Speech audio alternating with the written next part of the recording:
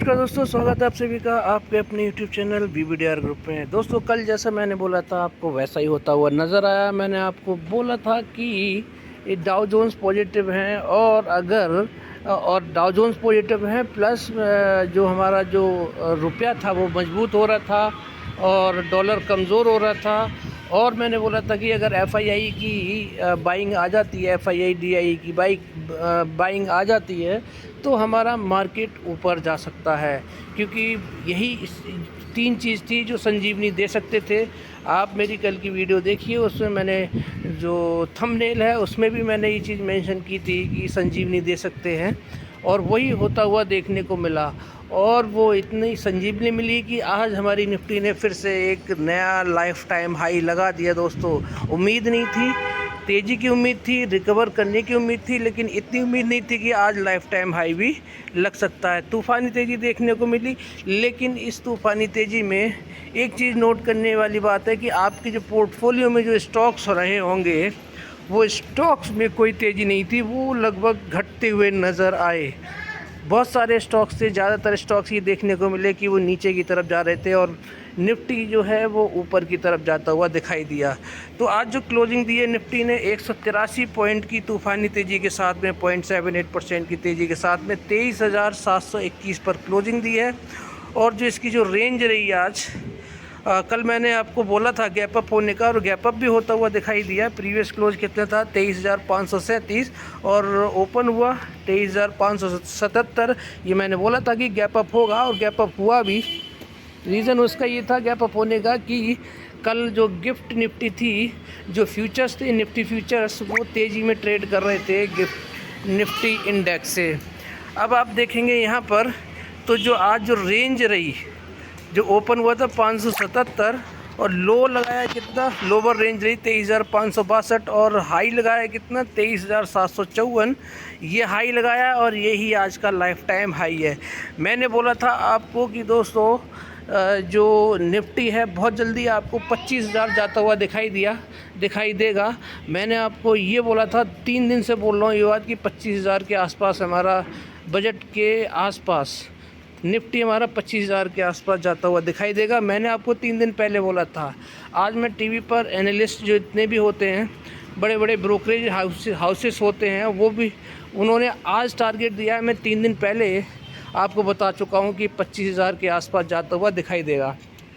Reason उसका वो मेरे कहने से नहीं होगा, उसका एक रीज़न था, उसका बेस था। बेस ये है कि इस बार का जो बजट है बहुत ही ज़बरदस्त होने वाला है, क्योंकि जो डिविडेंड इस बार RBI ने सरकार को दिया है वो डिविडेंड बहुत ज़बरदस्त है। लगभग 2 गुने से ज़्यादा डिविडेंड RBI इस बार सरकार को देने वाला है।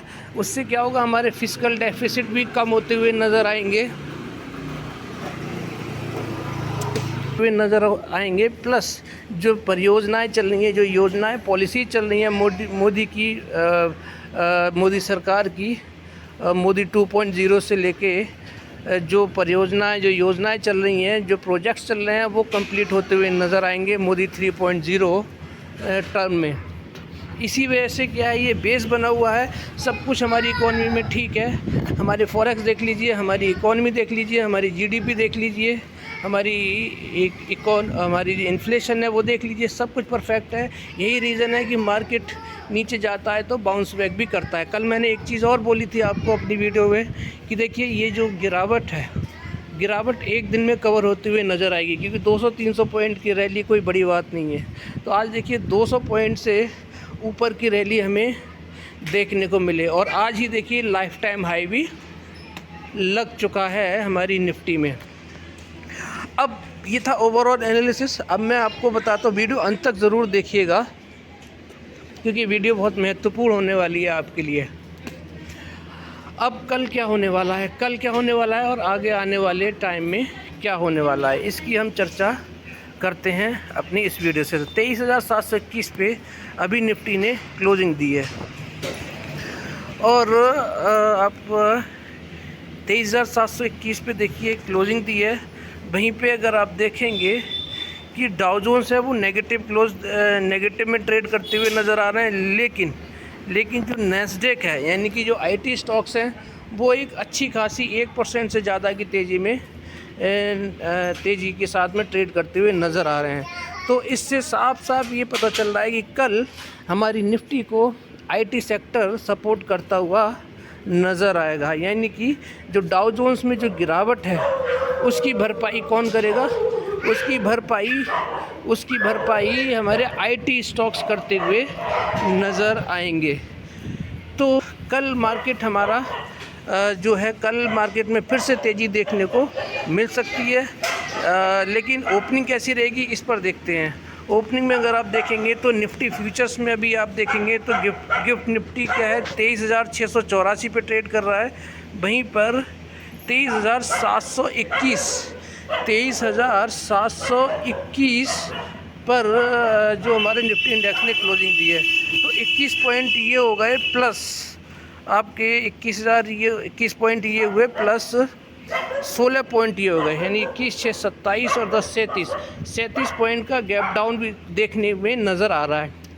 लेकिन जो निफ्टी फ्यूचर्स हैं उन्होंने 23,840 पर क्लोजिंग दी है। तो इसकी डिफरेंस के हिसाब से देखेंगे तो लगभग 120 पॉइंट की तेज़ी यहाँ पर देखने को मिल रही है। तो कल दोनों चांसेस हो सकते हैं, हल्का फुल्का गैप डाउन होने के भी पूरे चांस हैं और गैप अप होने के भी पूरे चांस हैं। अब चूँकि ये सिनेरियो ये बोल रहा है कि आज हमारे जो अपर लेवल पे ही निफ्टी ने क्लोजिंग दी है, तो हो सकता है गैप अप भी हो जाए हमारी निफ्टी का, और आईटी सेक्टर इसमें सपोर्ट करता हुआ नज़र आएगा, क्योंकि नैस्डैक अमेरिका का जो आईटी सेक्टर है वो तेज़ी में ट्रेड करता हुआ नज़र आ रहा है। बाकी सेंटिमेंट्स को देख लेते हैं। सबसे बात करते हैं पहले हम इसकी कमोडिटी मार्केट की। गोल्ड में देखेंगे, गोल्ड को आप देखिए, गोल्ड में डाउन ट्रेड करता हुआ नज़र आ रहा है, तो ये अच्छा सेंटिमेंट है। सिल्वर मेटल में देखिए गिरावट है 1.5% की। कॉपर में देखेंगे तो 1% की गिरावट है। वहीं पर क्रूड ऑयल है, क्रूड ऑयल को अगर आप देखेंगे तो क्रूड ऑयल फ्लैट ट्रेड करता हुआ नज़र आ रहा है। वहीं पे ब्रेंट ऑयल को देखेंगे तो वो भी फ्लैट ट्रेड करता हुआ नज़र आ रहा है। और ये देखिए ब्रेंट ऑयल भी फ्लैट क्लोज करता हुआ नज़र आ रहा है, लेकिन नेचुरल गैस में देखिए गिरावट है, अच्छी खासी गिरावट है, 2% की गिरावट है। तो कमोडिटी मार्केट में अगर आप देखेंगे तो कमोडिटी मार्केट से हमें फ्लैट संकेत देखने को मिल रहे हैं।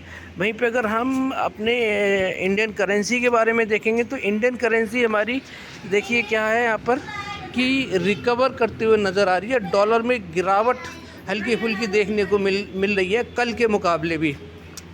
तो ये क्या करेगा, कल हमारी मार्केट को मजबूती देता हुआ नज़र आएगा। तो ये एक अच्छा सेंटिमेंट है। तो हमारे अभी तक के सेंटिमेंट जो है हमें पॉजिटिव देखने को मिल रहे हैं। वहीं पे क्रिप्टो करेंसी में देखेंगे तो क्रिप्टो करेंसी में तेज़ी बनती हुई दिखाई दे रही है। आप देख सकते हैं बिटकॉइन में तो हल्की फुल्की तेज़ी है, लेकिन बाकी इथेरियम में देखिए 3%, 6% कार्डानो में देखिए, सोलोना देखिए 7.8%, डोजेकॉइन देखिए 7%, 6%, शिबा इनू में देखिए। तो लगभग क्रिप्टो करेंसी में शॉर्ट कवरिंग देखने को मिल रही है। तो यहाँ से देखिए पॉजिटिव संकेत मिल गया है।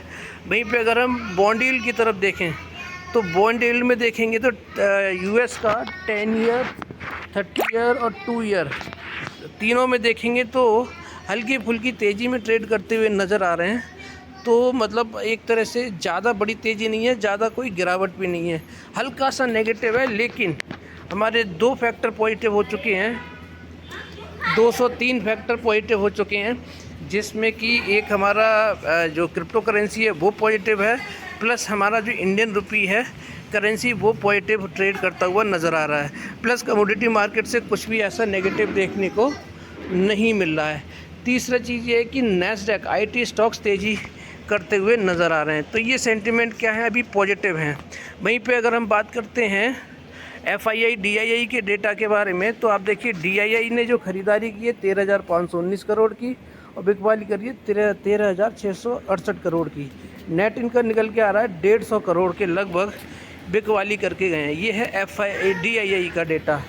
FII का डेटा अगर हम देखें तो 17,331 करोड़ की खरीदारी की है, 16,155 करोड़ की बिकवाली की है। तो नेट इनकम निकल के आ रहा है 1175 करोड़।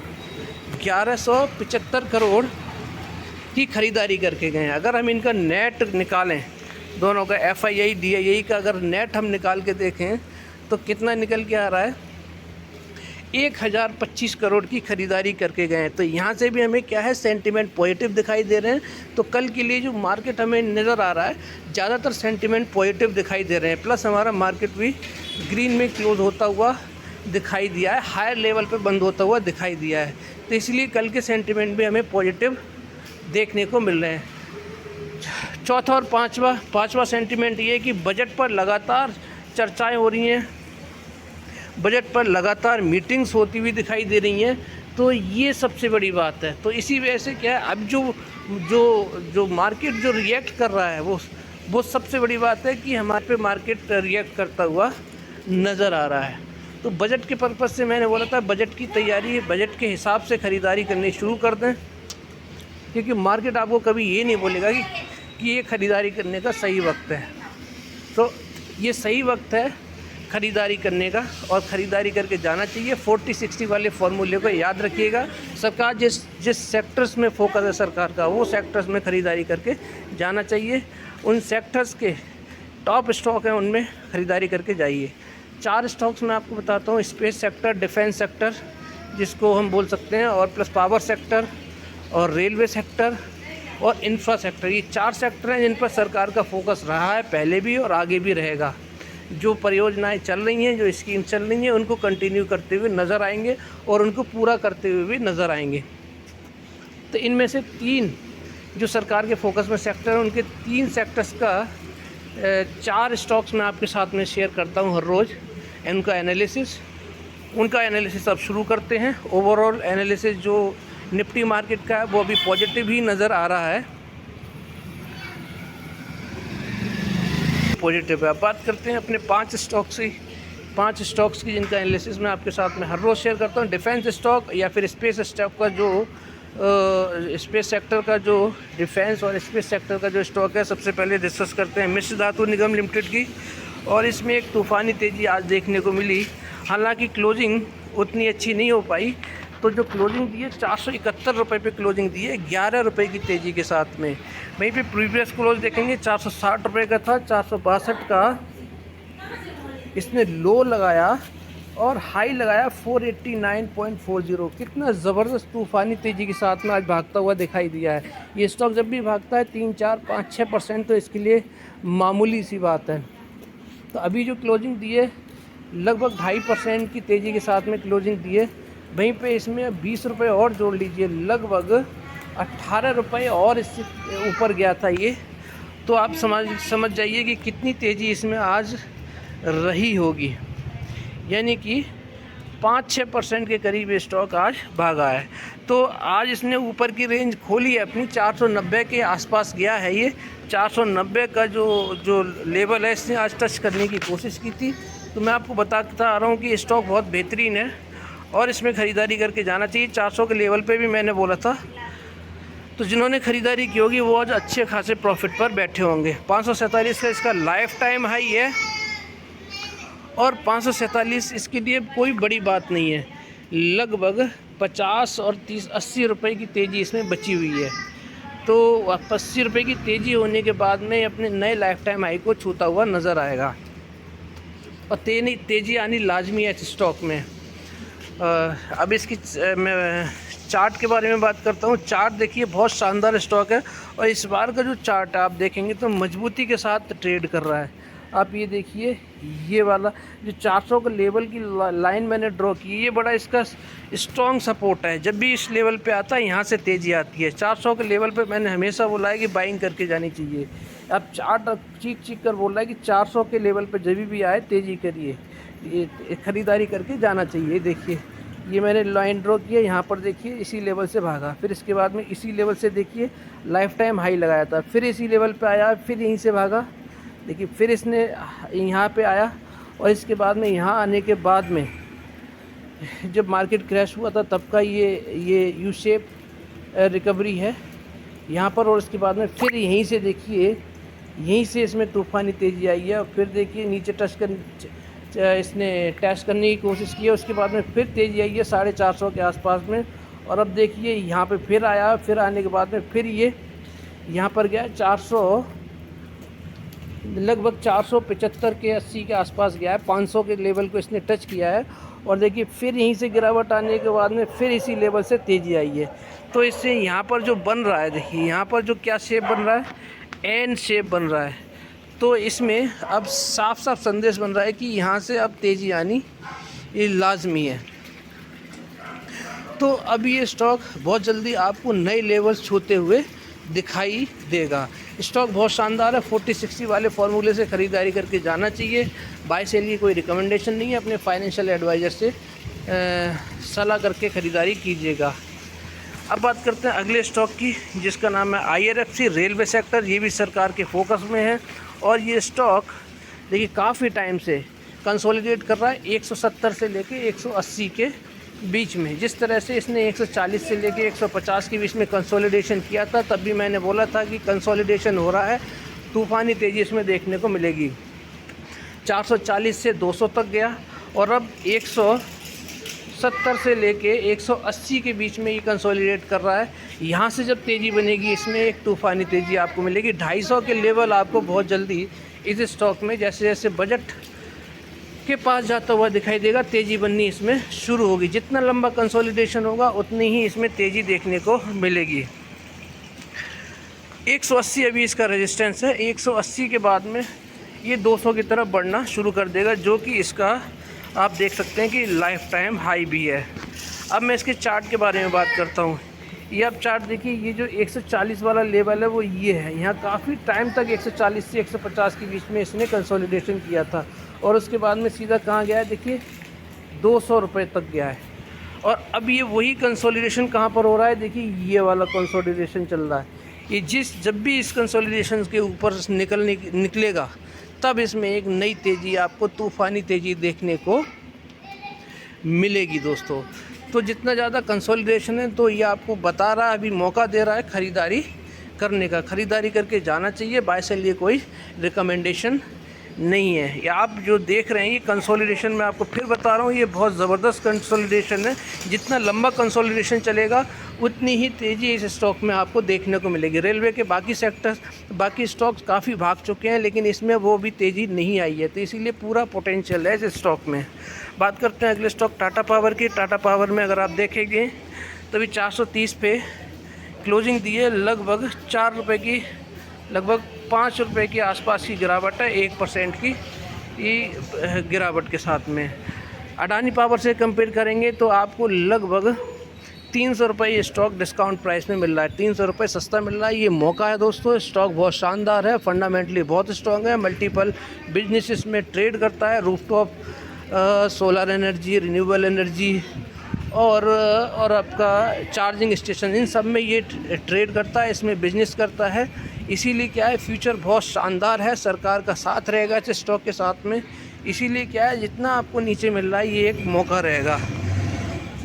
और अगर आप देखेंगे तो 464 का इसका लाइफ टाइम हाई है। 464 से मात्र 34 रुपये दूर है, एक दिन की तेज़ी के बराबर है। इसका चार्ट देखिए, चार्ट में आप देखेंगे तो कंसोलिडेशन नज़र आ रहा है यहाँ पर। ये देखिए, ये जो कंसोलिडेशन है ना, ये कंसोलिडेशन नज़र आ रहा है। इस कंसोलिडेशन से जैसे ही बाहर निकलेगा, आपको 540, 550 के जो टारगेट हैं बहुत जल्दी देखने को मिल सकते हैं, क्योंकि स्टॉक में कोई कमी नहीं है। तो 40-60 वाले फार्मूले से ख़रीदारी करके जाना चाहिए, बाय सेल की कोई रिकमेंडेशन नहीं है। आरबीएल बैंक को देखिए, आरबीएल बैंक आपको फिर मौका दे रहा है ख़रीदारी करने का, और उसी रेंज में जो मैंने रेंज बताई है 247 से लेके 257 की रेंज में ट्रेड कर रहा है। अगली रेंज बनेगी 257 से लेके 267 और फिर 267 से लेके 277 के बाद में 290 और 300 के टारगेट इस स्टॉक में देखने को मिलेंगे। आज अगर आप देखेंगे तो मार्केट ने लाइफ टाइम हाई लगाया है, इंडेक्स ने लाइफ टाइम हाई लगाया है, लेकिन ज़्यादातर स्टॉक नीचे की तरफ ही ट्रेड करते हुए दिखाई दिए। तो इंडेक्स में तेज़ी थी, शेयर्स में ज़्यादातर तेज़ी देखने को नहीं मिली। चार्ट को देखेंगे तो वही कंसोलिडेशन का जोन चल रहा है। ये देखिए, ये जो लेवल है ये यहाँ पर कंसोलिडेट कर रहा है, ये 477 का लेवल है। 247 से लेके 200 77 का लेवल है, यहाँ पर ये कंसोलिडेशन चल रहा है। जिस दिन भी इस कंसोलिडेशन जोन से बाहर जाएगा आपको नए लाइफ टाइम हाई भी देखने को मिलेंगे और एक तूफ़ानी तेज़ी भी स्टॉक में देखने को मिलेगी। और ख़रीदारी करने का सही वक्त आ चुका है, क्योंकि सरकार की तरफ से सब कुछ पॉजिटिव चल रहा है मार्केट में और हमारे देश की इकोनॉमी में, जीडीपी में कोई कमी नहीं है। इसीलिए ख़रीदारी करके जाना चाहिए 40-60 वाले फॉर्मूले से। अब बात करते हैं पांचवें और आखिरी स्टॉक की। ये भी पावर सेक्टर का स्टॉक है, टाटा पावर और ये PIGL दोनों पावर सेक्टर के स्टॉक हैं। देखिए 78 पर क्लोजिंग दी है, फ्लैट क्लोजिंग दी है इसने, और 78.88 पर इसने क्लोजिंग दी है और यही इसका प्रीवियस क्लोज था। लो लगाया था इसने 77.30 और हाई भी इसने लगाया 77.30। तो ये जो स्टॉक है देखिए 55 रुपये के लेवल पे आया था, तब भी मैंने बोला था ख़रीदारी करने के लिए कि रिवर्सल लेगा, रिवर्सल लिया और उसके बाद में मल्टीपल टाइम इन लेवल्स को 80 से लेके 60 के बीच में ये घूमता हुआ नज़र आया। इतना तो ब्लू चिप स्टॉक्स भी मूवमेंट नहीं देते हैं, प्रॉफिट नहीं देते हैं। छोटा स्टॉक है और रिटर्न भर भर के ये स्टॉक देता है। अब इसका 86.38 इसने हाल फिलहाल में ही लगाया था पिछले हफ्ते, और वो इसका वीक 52 हाई है। अब चार्ट को देखेंगे, चार्ट में कोई कमी नहीं है, शानदार चार्ट है। मूविंग एवरेज एक्सपोनेंशियल लाइन के ऊपर कैंडल वाली लाइन बनी हुई है। जब भी आपको, हालांकि ख़रीदारी का इसमें सही वक्त अभी भी है, लेकिन अगर 71 या 70 के आसपास कभी भी मिल जाए तो आंख बंद करके ले लेना चाहिए। 40 बोले से शानदार रिटर्न बना के देगा। मार्केट में तेज़ी आनी ज़रूरी है, लाजमी है, क्योंकि बजट बहुत अच्छा और शानदार आने वाला है। स्टेट इलेक्शन के हिसाब से ये वाला बजट तैयार किया जाएगा। इसीलिए दोस्तों ख़रीदारी करके जाना चाहिए अच्छे स्टॉक्स में। ये 3 सेक्टर मैंने बताए आपको, पावर सेक्टर बताया, डिफेंस सेक्टर, स्पेस सेक्टर का मैंने स्टॉक बताया, मिश्र धातु। पावर सेक्टर के मैंने 2 स्टॉक बताए। एक बताया था मैंने आपको टाटा पावर, दूसरा PIGL बताया था, तो और एक मैंने बैंकिंग सेक्टर का स्टॉक बताया था। तो ये था दोस्तों आज का पूरा एनालिसिस शेयर मार्केट का।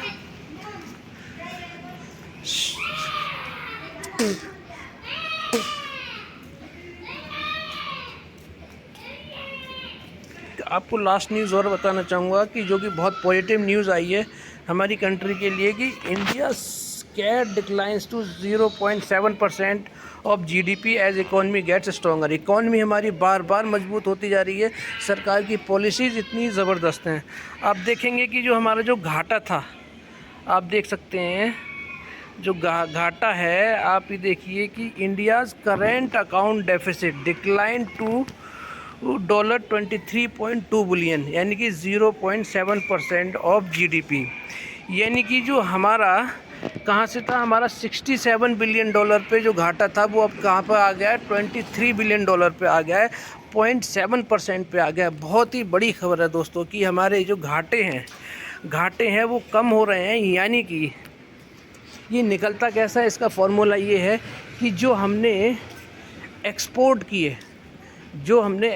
किया उससे रेवेन्यू जनरेट हुआ, और जो हमने इंपोर्ट किया उससे जो हमारा रेवेन्यू गया, उन दोनों को हम माइनस करेंगे तो हमारा जो नेट निकल के आएगा वो होता है हमारा कैड। यानी कि साफ शब्दों में मैं आपको बता दूं कि हमने एक्सपोर्ट ज़्यादा के किए, हमने बेचा ज़्यादा है बाहर के देशों के लिए, और ख़रीदारी हमने कम की है। तो यहाँ से क्या हुआ है, हमें प्रॉफिट हुआ है, जिसकी वजह से हमारा जो करेंट अकाउंट डेफिसिट है वो कम हुआ है। तो जिसकी वजह से क्या है, हमारे लॉसेस घटे हैं और हमारा प्रॉफिट बढ़ा है। तो ये इस खबर का असर भी आपको कल की शेयर मार्केट में और आगे आने वाले टाइम में देखने को मिलेगा। तो ये थी सबसे बड़ी न्यूज़।